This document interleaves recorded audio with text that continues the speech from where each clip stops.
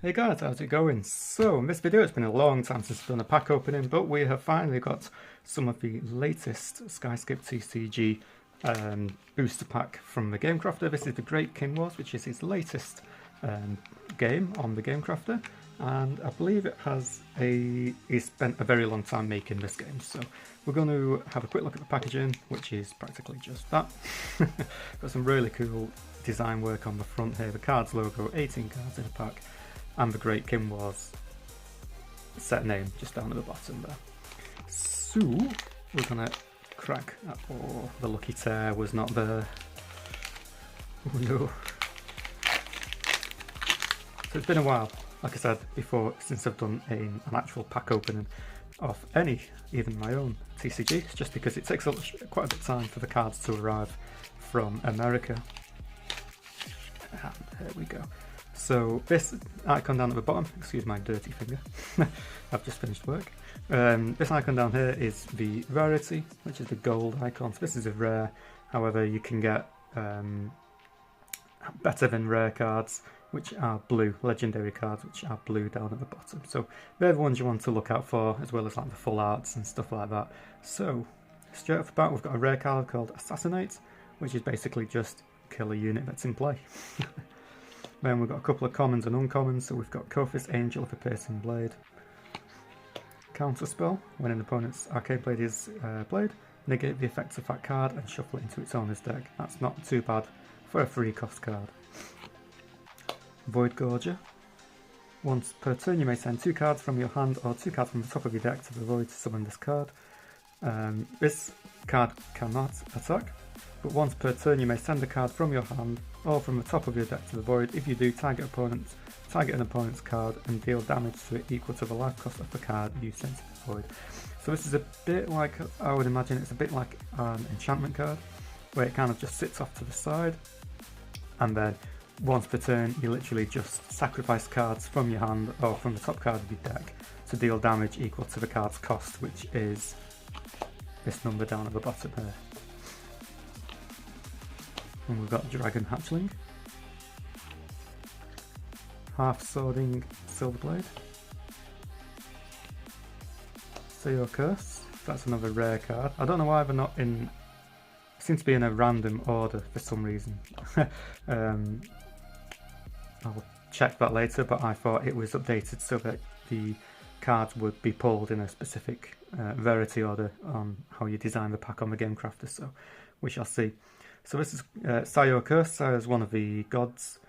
When this card enters, target a summon you control. Whenever that card would be dealt damage, send cards from the top of your deck to the void equal to that amount of damage instead. So instead of dealing damage to a unit, what you have in play, you will be discarding cards from the top of your deck instead. So could be good, could be bad, maybe. And one thing to note as well is the fact that Skyscape TCG has been in the community for so many years now, and the artwork, the quality of his artwork in particular, has drastically increased. Like even the backdrop and the background there, and the texture on the armor, stuff like just simple things like that. But you know, it really makes a difference into the game. And then he's changed the borders just a little bit, just for a bit of like quality of life, a bit more modern and up to date kind of thing. So it's really nice to see improvements on the card itself as well as just the artwork. So we've got a copy of Deflect. Primal Punch, target a summon you control. Summons basically your creatures. That card deals damage equal to its runes to target summon an opponent controls. So that the rune count is basically that cost down there. I'm sorry, that's the play cost. So if that's what I meant earlier. Mecha Monstrosity, Invigorating Stallion. Archaic Rune Shield. So when it dies, you get to draw a card. Another rare card coming up, Enchantress of the Eastern Kingdom. So this is an elf card.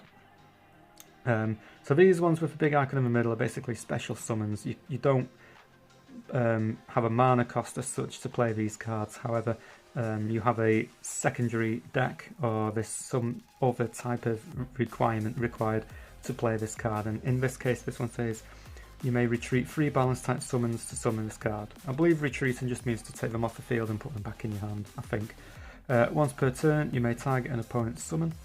Then reveal a card from your hand. If the life cost of the card you reveal is more than or equal to the runes of the targeted summon, you gain control of the targeted summon, and all cards equipped to it until the start of its owner's next turn.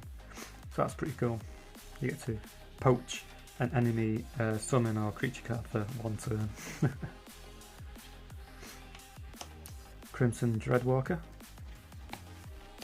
Declaration of Ito. Lone Swordsman. The artwork, I like how the artwork kind of pops out of the border on this one as well, that's pretty cool. And Rofei Charger. And finally, Lutherian Rune Shield. Like I said, the texture improvements on the artwork on this by Jared, the creator, is absolutely amazing, and how well he's progressed over the years. Just little things like that, it's amazing. And similar to the card draw one, when this card dies, you gain 1 life. That's not a bad little card, to be fair.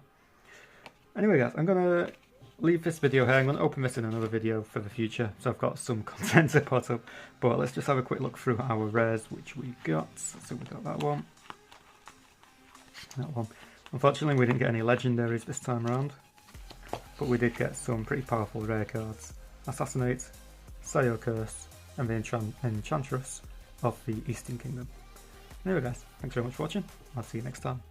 Toodaloo.